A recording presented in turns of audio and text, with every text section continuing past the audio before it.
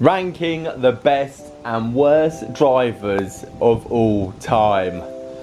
This is gonna get controversial. Firstly, shout out to Gabe from Let's Play Through, as his ranking video of the best and worst brands came up on my homepage, and I thought, what a great idea. Let's take it one step further.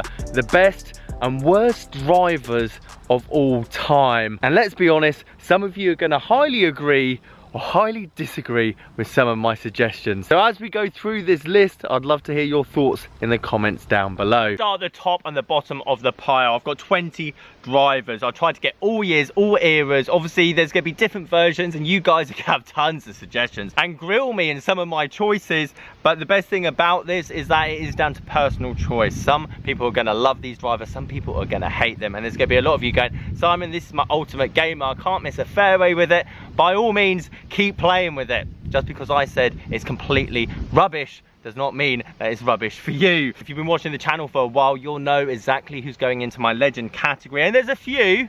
But the M2 2016, it was reasonably priced when it came out. This is before TaylorMade went to the $450 price tag. With the M3s and the M5s, the TaylorMade M2, £320, cheaper than the M1 version. Forgiving, looked unbelievable, sounded great, not like the 2017 version that came out the year after with that geoacoustic rubbish. Legend category, M2 2016. And then at the bottom of the pile, we have a carbon face driver, not the Stealth, the £499 whatever, the C4, I believe it was called, from Callaway. $400 20 odd years ago it was.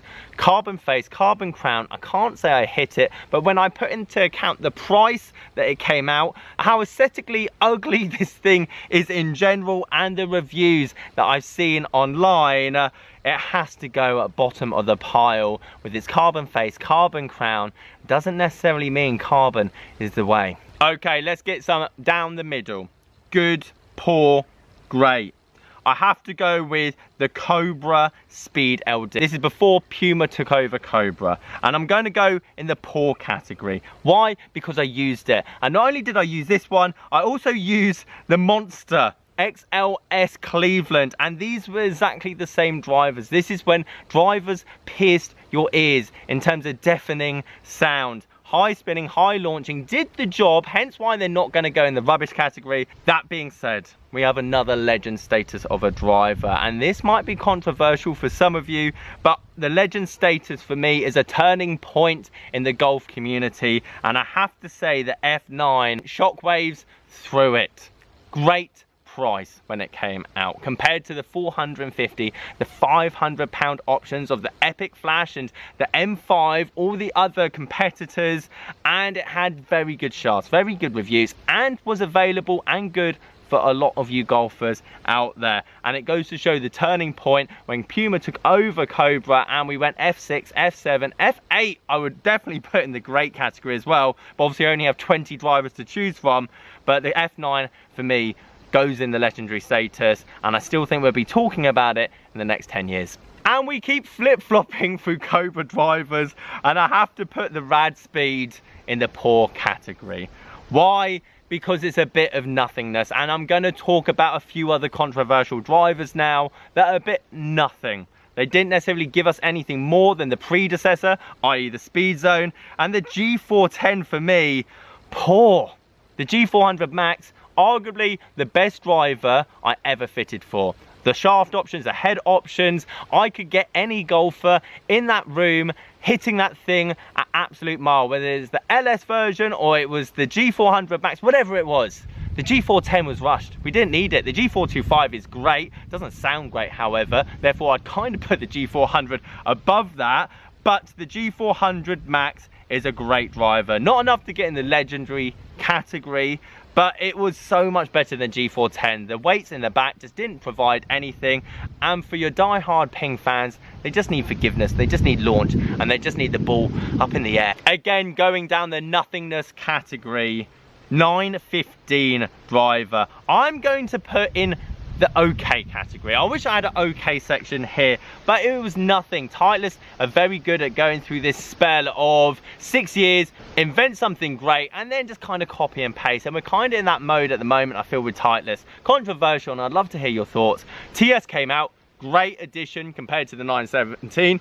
Tarted up a bit, good shaft options, different variations, and with the 915 it just sat in the middle of nothingness of Titleist. That is why I'm putting the 910, however, in the great category.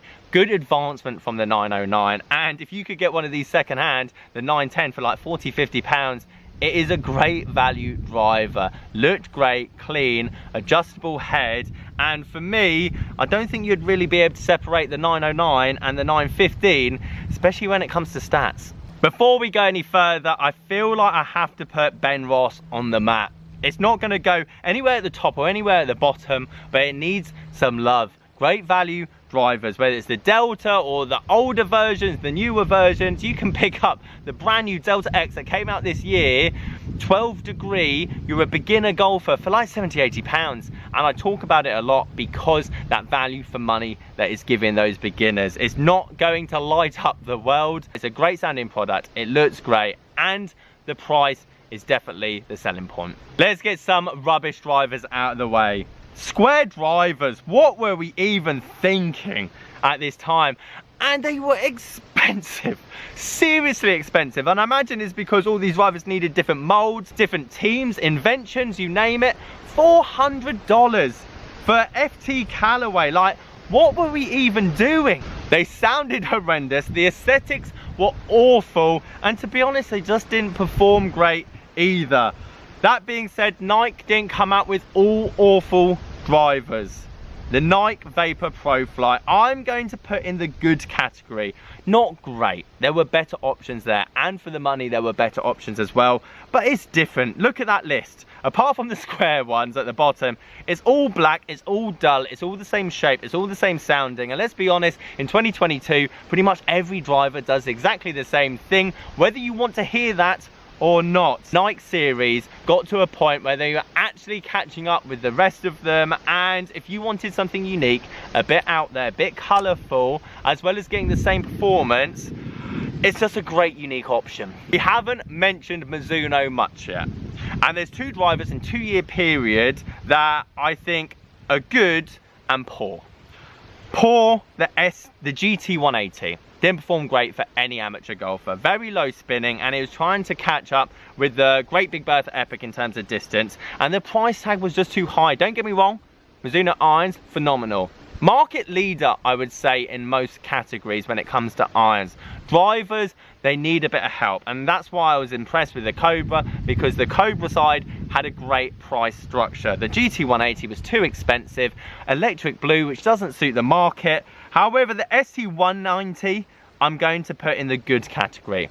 Same price, don't get me wrong, still very expensive, but the only reason I'm putting it there now is because it's a heavily underrated second-hand option. 140, 150 pounds for a blacked out, good looking, good sounding, great performing driver. And because no one thinks of Mizuno whatsoever when it comes to the top end of the bag, I'm going to put the ST190 in the good category, but the GT180, for all the predecessors that came before it, very much in the poor one. We've got 4 drivers left. We've got a legend in there, and we've also got a rubbish driver in there as well, and 2 that are very much in the middle. Let's talk Sldr. This could potentially go in all 5 categories, and I'd love to hear where you would put this.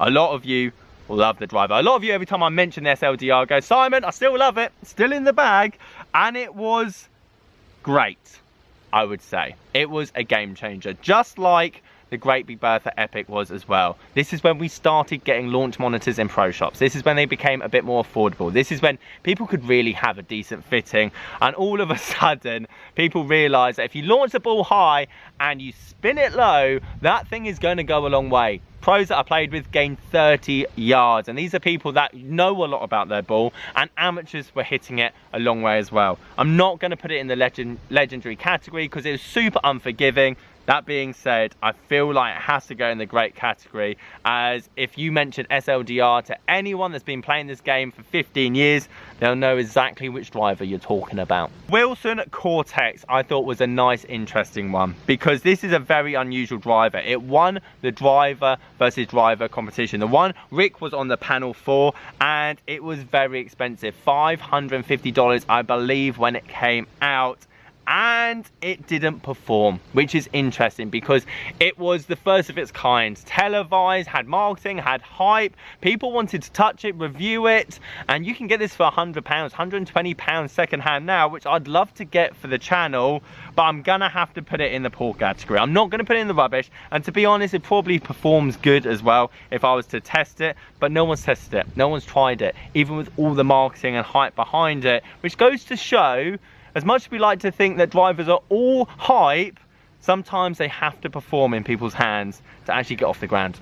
The last two, the great Big Bertha Epic, legend category. Again, game changing. This thing went an absolute mile, and we've seen Callaway replicate this driver twice already because it was so popular. The Epic Flash, the Epic Speed, and again, they haven't done that well in terms of secondary market. I don't know how well they did in original sales, but the great Big Bertha Epic still holds its own. It's almost more expensive than the Epic Flash, which says something, and that's why I like the second-hand market. You guys decide what's popular and what's not after 5, 6, 7, 8 years of actually being released. And I have to say, those three drivers at the top there are my legend category, and I feel like all three of those have a nice place in time for aesthetics, price, and what they actually did for the game. Guys, I hope you liked this video, and if you did, you might like this one up here on the left hand side. Catch you guys there.